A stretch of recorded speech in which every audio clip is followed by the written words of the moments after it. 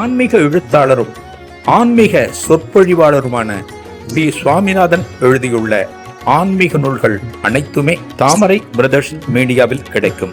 மகாபிரிவா தொகுதிகள் தமிழிலும், மகாபிரிவா தொகுதிகள் ஆங்கிலத்திலும் இவர் எழுதியுள்ள நூல்கள் பல்லாயிரக்கணக்கான வாசகர்களிடையே பெரும் வரவேற்பை பெற்றது.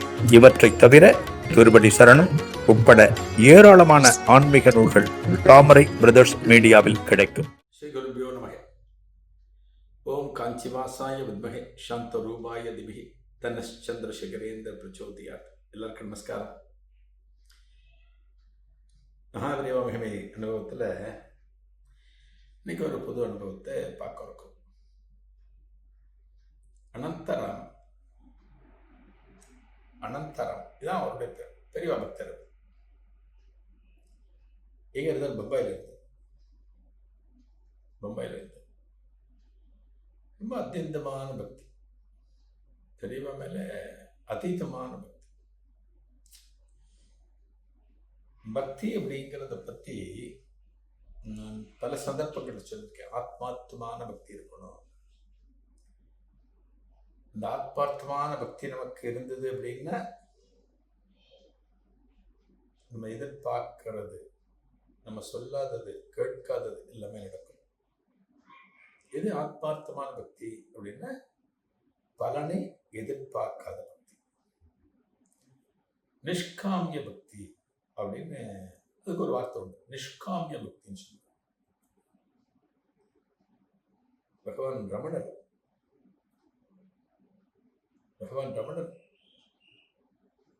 வரதாச்சாரி நினைக்கிறேன். வேலூர்ல வர்கீஸ் காலேஜ் வரதாச்சாரி ரமணரோட பக்தி.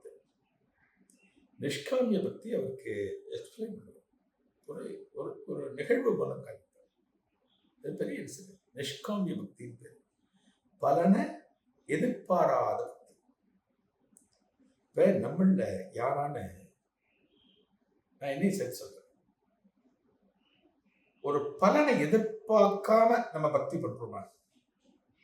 ஏதோ ஒன்று எதிர்பார்க்கும். ஏதோ ஒன்று பலனை எதிர்பார்க்காத பக்தி வரணும், நமக்கு வரணும். எனக்கு எதுவும் வேண்டாம், எதுவுமே வேண்டாம். லோகம் நல்லா இருக்கணும், சந்தோஷமா இருக்கும். இத பிரார்த்தனை வைங்க. இதை மட்டுமே பகவான்கிட்ட பிரார்த்தனை வைங்க. பகவானே, இந்த உலகத்துல எல்லாரும் நல்லா இருக்கணும், அமைதியா இருக்கணும், சண்டை சச்சரவு இருக்கக்கூடாது, எல்லாருக்கும் எல்லாமும் கிடைக்கணும். இது ஒன்னே ஒண்ணு போறோம் அப்படின்னு நீங்க பிரார்த்தனை பண்ண ஆரம்பிச்சோன்னா லோகம் நல்லா இருக்கும். அப்ப நீங்க எப்படி நல்லா இருக்க முடியும்? லோகத்துல நீங்களும் ஒரு அங்கம். அதனால உங்களையும் பகவான் நல்லா தான் வச்சுட்டு இருக்காரு. அது நமக்கு வரும். இந்த பக்தி இருக்கிறவா தான் மகாபிரிவனுடைய அத்தியந்தமான பக்தர்கள். வேற ஒண்ணுமே கிடையாது. நம்மளும் சொல்லியிருக்கிறோம், எல்லாம் சொல்லிக்கிறேன். இன்னைக்கு நான் பெரியவா பக்தர். அதில் நான் பெரியவா படம் வச்சிருக்கேன், எப்பவுமே வச்சுருக்கேன். சில பர்சனல் எடுத்துக்கேன். நான் எப்பவுமே பெரியவா படத்தை வச்சுட்டு இருப்பேன். நீ படம் வச்சுட்டு இருக்கிறது இருக்கட்டும்பா, நீ உண்மையா இருக்கிய, நேர்மையா இருக்கிய, துஷ்ட குணம் இல்லாம இருக்கிய, ஒரு ஆபீஸ்ல உனக்கு மேல இருக்கிறவனை பத்தி நீ பொறாமப்படுறிய, எரிச்சல் படுறிய, குடும்பத்தை நல்லா கவனிச்சுக்கிறிய, அகங்காரம் இல்லாம இருக்கியா, எவ்வளவு கொஸ்டின் பாருங்க. இதெல்லாம் எதுவுமே இருக்கக்கூடாது. இதெல்லாம் எதுவுமே இல்லாம இருக்கணும். அந்த பக்தி தான் நமக்கு வரும். அனந்தராமன்லாம் பம்பாய் சமீபத்துல அப்படிப்பட்ட பக்தி. ஒரு நாளைக்கு பெரியவா அவரோட கனவுல வர அனந்தராமனுடைய கனவுல வர. பெரியவா மகாபிரிவா நம்மளோட கனவுல வர்றதுங்கிறது ஒரு அனுகிரகம். பல பேர் போன்ல கேட்பார், பெரியவா என்னோட கனவுல வந்தார் மாமா. என்ன கனவுல வந்தாலே அனுகிரகம். அவருடைய கனவுல நீ எனக்கு கடுகு எண்ணெய் வாங்கி தெரியா அப்படின்னு கேட்கிற. கடுகு எண்ணெய்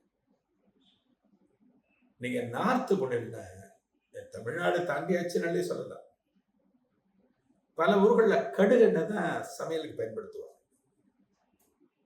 நம்ம ஊர்ல கடுகு எண்ணெய் யாரும் சமையலுக்கு பயன்படுத்த மாட்டாங்க. தமிழ்நாட்டில் பார்த்தீங்கன்னா கடுகு எண்ணெய் கிடையவே கிடையாது.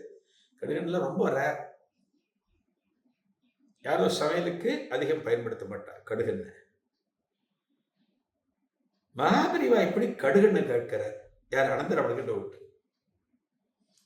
பெரியவா எப்படி கடுகெண்ணெய் கேட்கிறார்? பெரியவா கடுகெண்ணெல்லாம் பயன்படுத்த மாட்டாரே, எதுக்கு கடுகெண்ணெய் பெரியவா கேட்கணும் அப்படின்னு அவருடைய மனசுல இந்த கனவு வந்த பிறகு ஒரு ஒரு கொஸ்டின் அப்படியே விட்டுட்டார். இந்த கனவு வந்தது. இந்த கனவை நினைச்சு ஒரு அனலிசிஸ் பண்ணார். பெரியவா இதுக்கு கடுகெண்ணெய் கேட்டார்.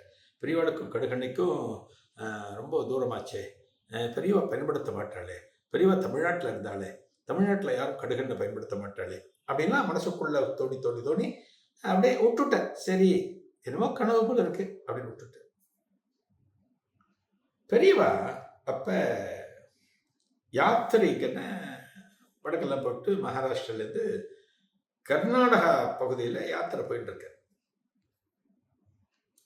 கர்நாடகாவில் சில பகுதிகள் பார்த்தீங்கன்னா மகாராஷ்டிரா கர்நாடகாவுக்கு பார்டர்ல சில இதெல்லாம் இருக்கு. அந்த பகுதி வழியா வந்துட்டு இருக்க பெரியவா வந்துட்டு இருக்க. இப்படி வருகிற போது அனந்தராமனுக்கு என்ன ஒரு ஆசைன்னா, திடீர்னு பாம்பேலேருந்து பெரியவாளை தரிசனம் பண்ண போகணும் அப்படின்னு ஒரு ஆசை இருக்கு. பெரியவாளை போய் தரிசனம் பண்ணிட்டு வரலாமே, பெரியவா நம்ம பக்கத்துல தான் இருக்கார். இப்போ மகாராஷ்டிரிலேருந்து கர்நாடகாக்குள்ள போயிருக்காளே, பெரியவாளை போய் தரிசனம் பண்ணுவோமே அப்படின்னு அவரோட மனசுல ஒரு ஆசை. என்ன பண்றார்? உடனே பெரியவாளை தரிசனம் பண்ண புறப்படுறதுக்கு ஏற்பாடுகள்லாம் பண்றார். ஏற்பாடு பண்றார். மகானுக்கு என்னென்னலாம் காணிக்க வாங்கணுமோ, காணிக்க செலுத்தணுமோ எல்லாத்தையும் வாங்கி சேகரிச்சுக்கிறார். வாங்கிட்டு திடீர்னு அவருடைய மனசுல, ஆமா பெரியவா இன்னைக்கு கனவுல கடுகெண்ணெய் கேட்டாலே, எதுக்கு பெரியவா கடுகெண்ணெய் பயன்படுத்த போற? கடுகெண்ணெய் பெரியவாளுக்கு தேவைப்படாதே நம்ம நினைச்சோம். சரி, இப்ப பெரியவாளை தரிசனம் பண்ண போறோம், எதுக்கும் இருக்கட்டும், பெரியவா கேட்டதன்படி கடுகெண்ணையும் நம்ம வாங்கி வச்சுக்கலாம்,